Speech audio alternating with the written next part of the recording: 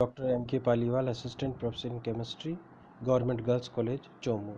आज हम इस क्लास में थर्मोडायनेमिक्स सेकंड का जो नेक्स्ट पार्ट है वो पढ़ेंगे। और मैंने जैसे आपको बताया था कि कार्नोट साइकिल के बारे में हम बात करेंगे या कार्नोट चक्र के बारे में बात करेंगे, जो कि एक साइक्लिक प्रोसेस है। और क्या होता है कार्नोट चक्र और इसको कैसे अपन जो है कार्य कैसे प्राप्त करते हैं उसके बारे में अपन बात करते हैं।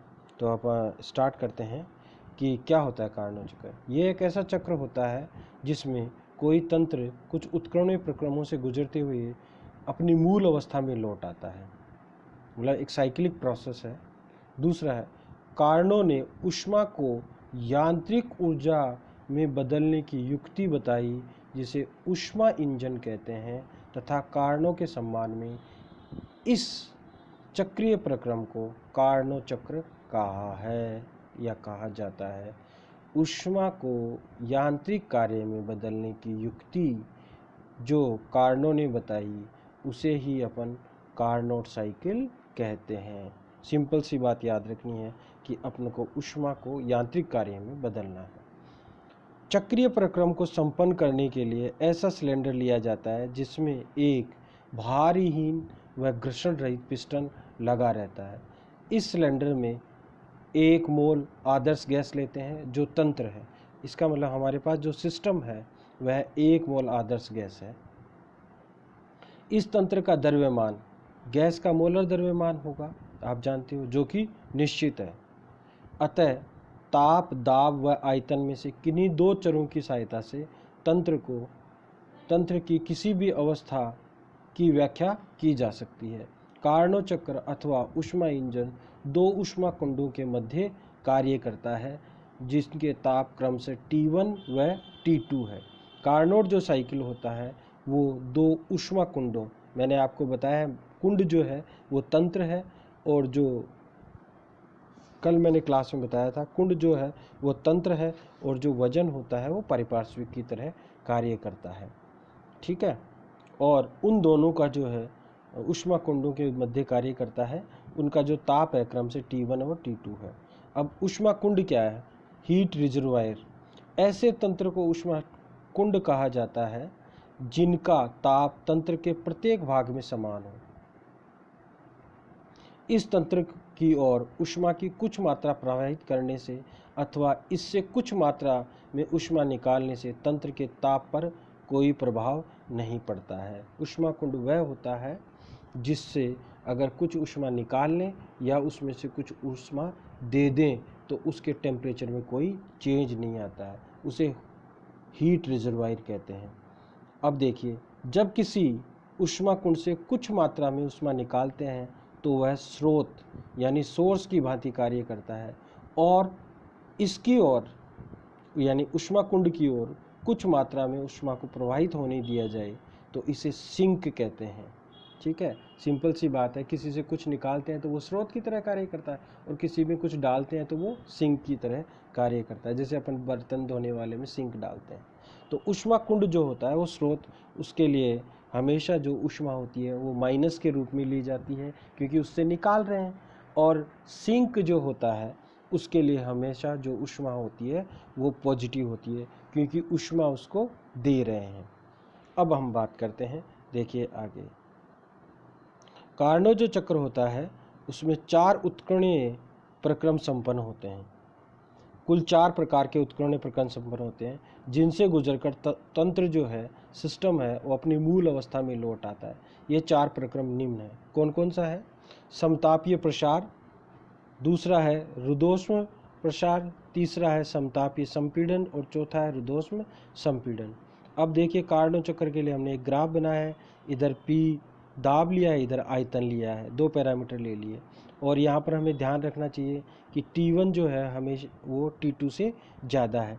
देखिए, यहाँ से यहाँ तक समतापीय प्रसार हो रहा है, यानी आयतन में चेंज हो रहा है। ठीक है, और दाब में भी परिवर्तन हो रहा है, पर ताप जो है वो समान है।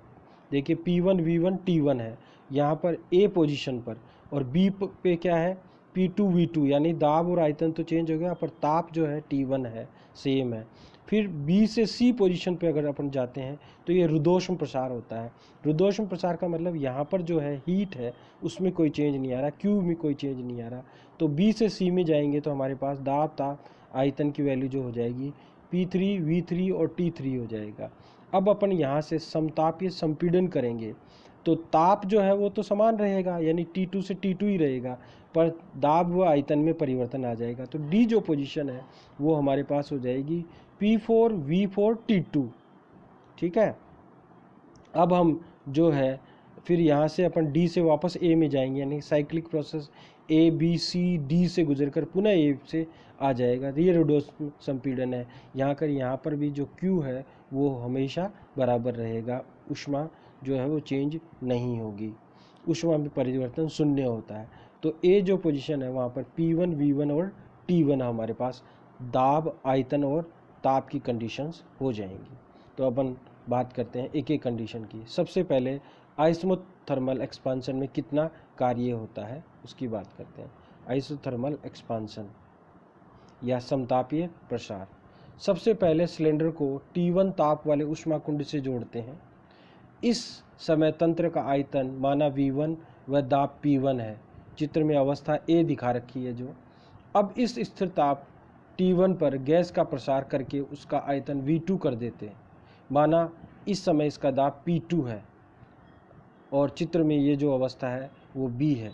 क्योंकि इस प्रक्रम के दौरान ताप स्थिर रहता है, अतः इस प्रक्रम में तंत्र की आंतरिक ऊर्जा में परिवर्तन शून्य होगा। ताप में चेंज नहीं आ रहा है तो आंतरिक ऊर्जा में परिवर्तन भी शून्य होगा, अर्थात डेल्टा U इक्वल टू 0 होगा। अतः ऊष्मागतिकी के प्रथम नियम अनुसार, ऊष्मागतिकी का प्रथम नियम क्या है?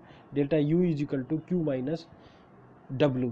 तो हमारे पास फर्स्ट कंडीशन है तो अपन लिख देते हैं delta U equal to Q1 minus W1 बराबर 0, क्योंकि डेल्टा U इक्वल टू 0 है।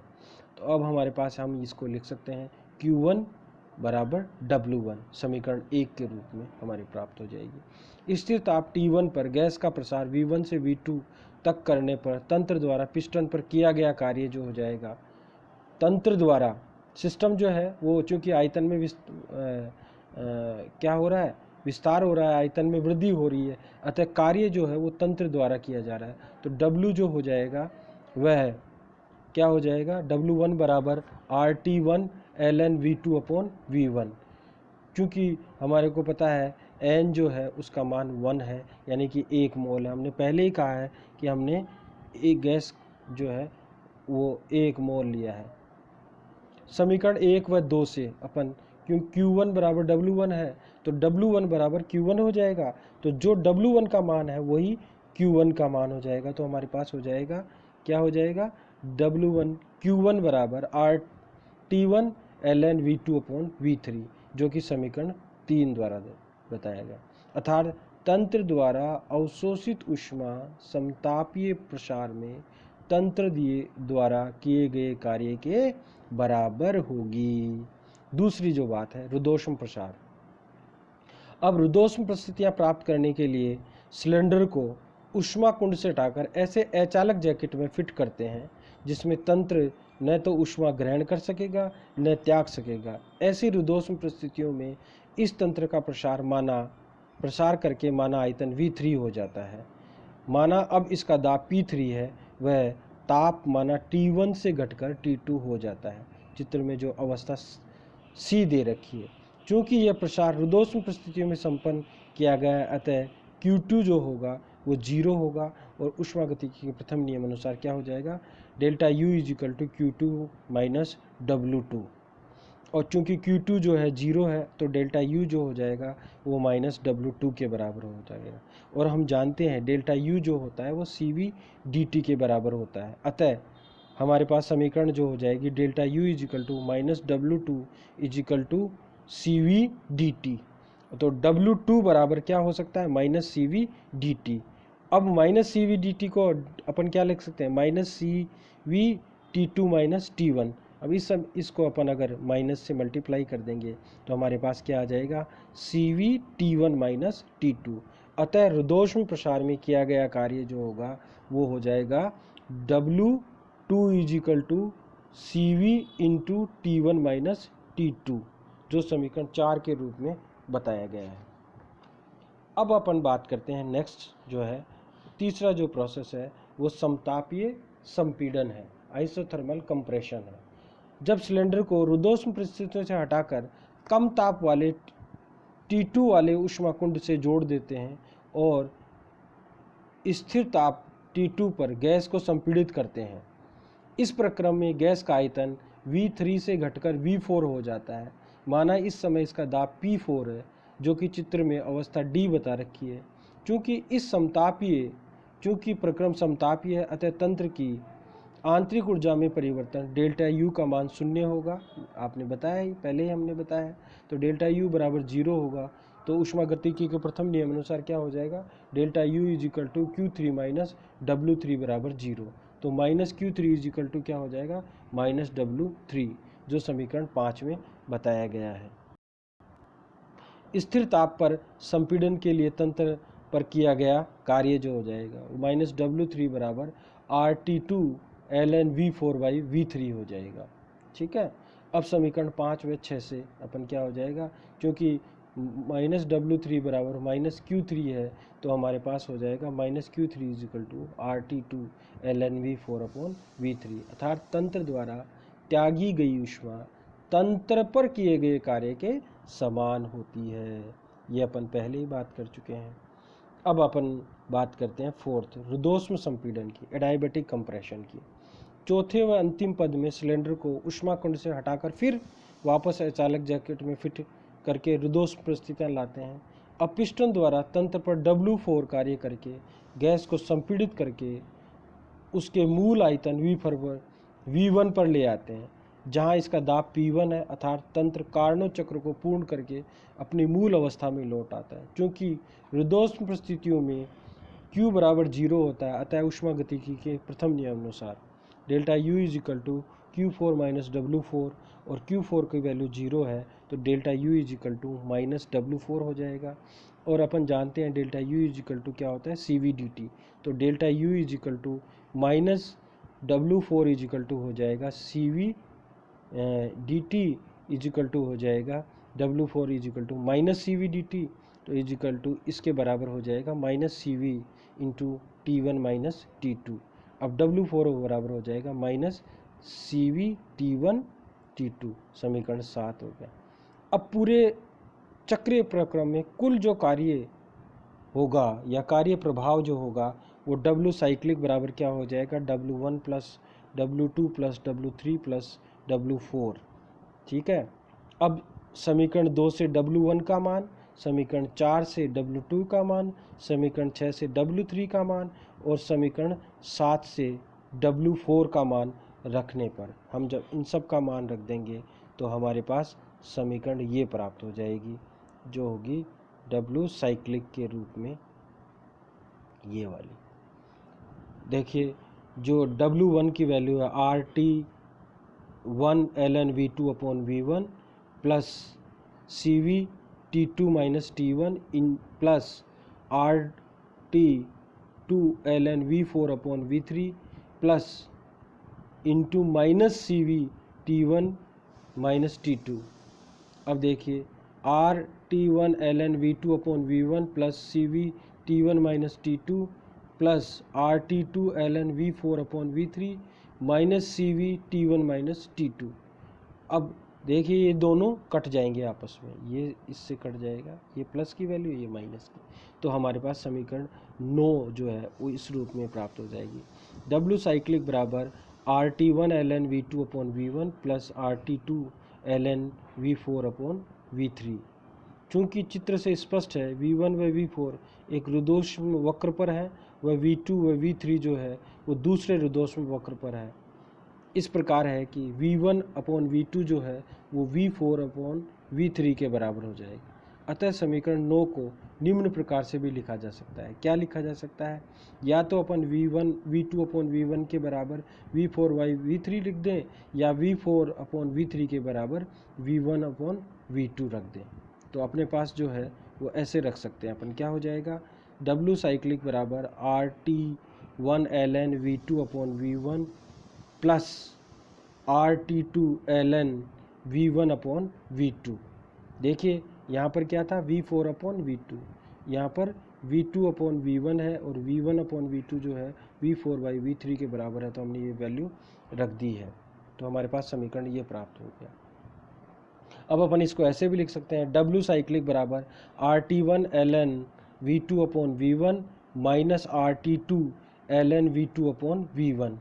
अब अपन देखिए इसमें कॉमन क्या लिख सकते हैं, R ln V2/V1 कॉमन ले सकते हैं। तो W साइक्लिक बराबर हो जाएगा R into T1 minus T2 L में का 10 में बताया गया है। ये अपन इसको ऐसे भी कह सकते हैं, W साइक्लिक बराबर R ln V2/V1 into T1 minus T2। अब बात करते हैं कार्नो चक्र में चारों प्रक्रमों में से रुद्धोष्म प्रक्रम 2 व 4 में Q का मान 0 है, जबकि प्रक्रम 1 में तंत्र Q1 ऊष्मा को ग्रहण करता है और प्रक्रम 4 में तंत्र Q4 ऊष्मा को उत्सर्जित करता है।